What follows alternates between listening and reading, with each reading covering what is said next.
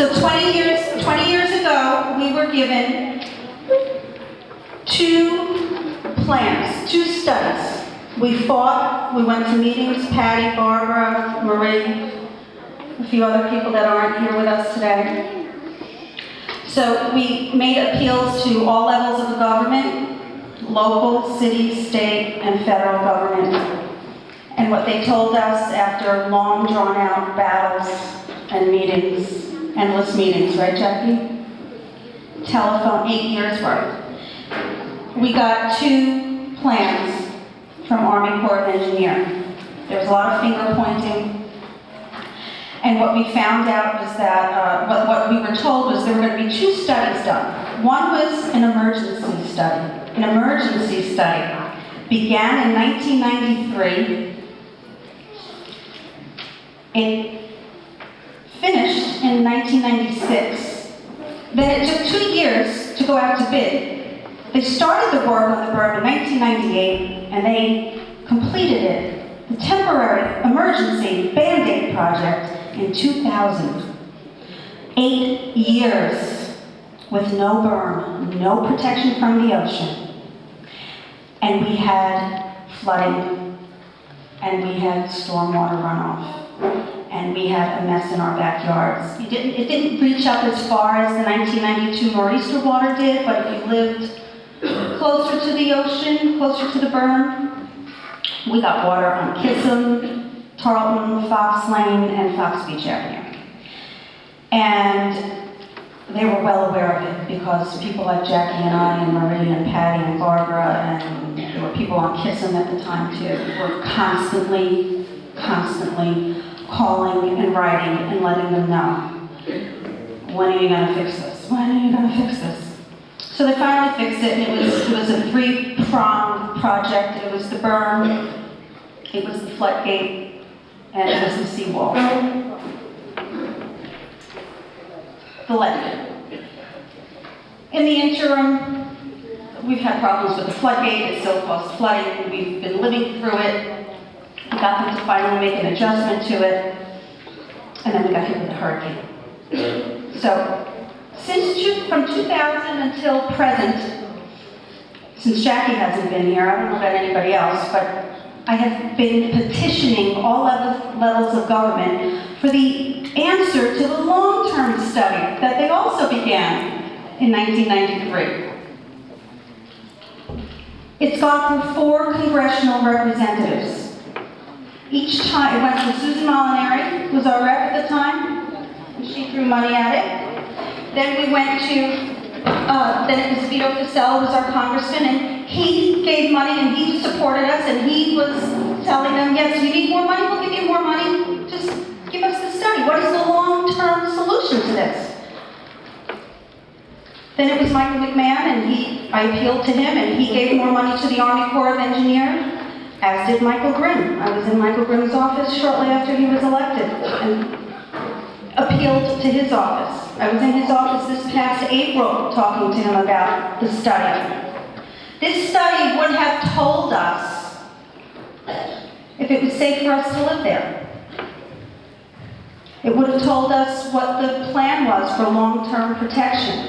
I don't know if it would have done anything for this storm. Perhaps other places in the country have done breaks out, further out, away from the berm. They do these breaks when the ocean waves come in, they break out there, and it's not as severe as when it hits up to the berm. But after this storm, that berm is in worse shape than it was prior to the 1992 storm. There is no berm. The berm is gone. The berm is gone. But it gets worse. It gets worse. We're all aware of the Blue Belt project, or the prospect of the Blue Belt for that big field. DEP has been acquiring more and more of the property from private owners. And we know that they wanted to increase the size of the Blue Belt, and the Blue Belt's purpose is for storm water runoff from higher elevations than Oakwood Beach. So it would be bringing more water into our neighborhood that is already inundated with water. Anybody who thinks that there's a solution to this is out of their mind. I personally don't want no bleach. I don't personally want no sheetrock body. Again, everything the rest of you guys have done is great. I love you. Thanks for everything, but that's not what we're here for.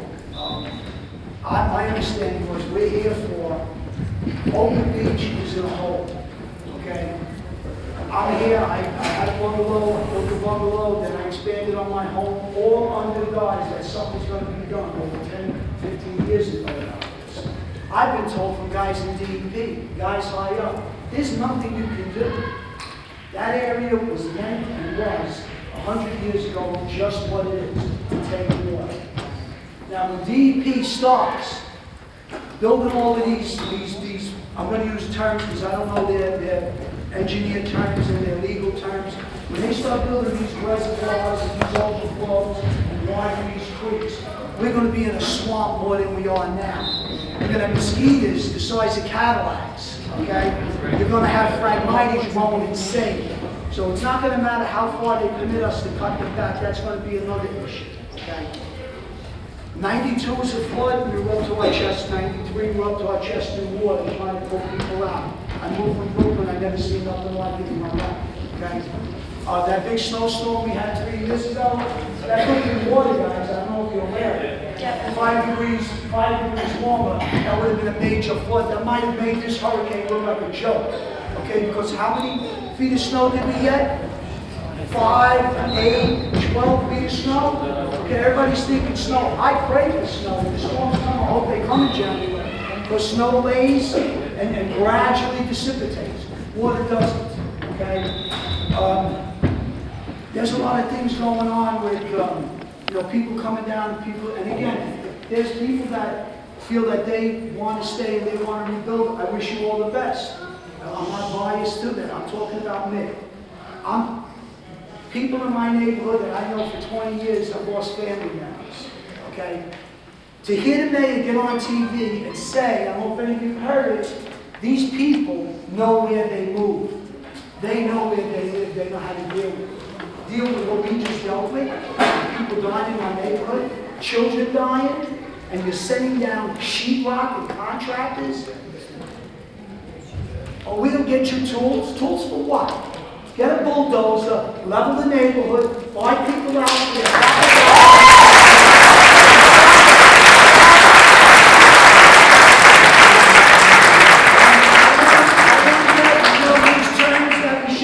Stop the bull crap, okay? The neighborhood never should have been dead to begin with. Many years ago, before a lot of us were adults, they got their envelopes, they allowed the neighborhood to turn into a year-round community, and now when this happens, they want to tell you, no, it's going to be all right. You thinking anyone here in the 40s and 50-year-olds and older is going to see an improvement in our lifetime? It's not going to happen. Or what's going to happen? Is some building going to come and start flying everybody out or the city and then sell it to a building? You know how someone actually made a ridiculous comment that they would bring up the grade. Where's this dirt coming from? I bring up the grade. The oceans, you stand on my dirt floor, the ocean's up here. Just in storms, I would look at my wife and say, this is scary. Just a regular storm, guys, a regular rain. Look at this ocean. If this ever comes, we're dead. We're done.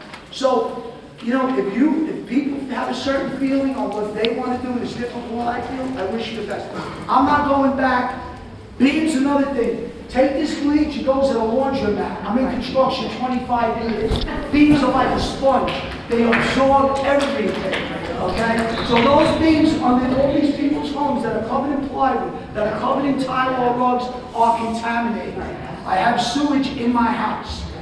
You would have to level the houses, rip out the beams, dig out the soil, put new foundations, put new beams, raise it up on pellets. No. You're not bleachers in doing it, no chemical to brush your beam is doing it. Your beams are contaminated, your wood floors are contaminated, the air is contaminated, and for me to move on and end it, I want to tell you something. I work in a building on Clover Road, it's a DEP headquarters facilities.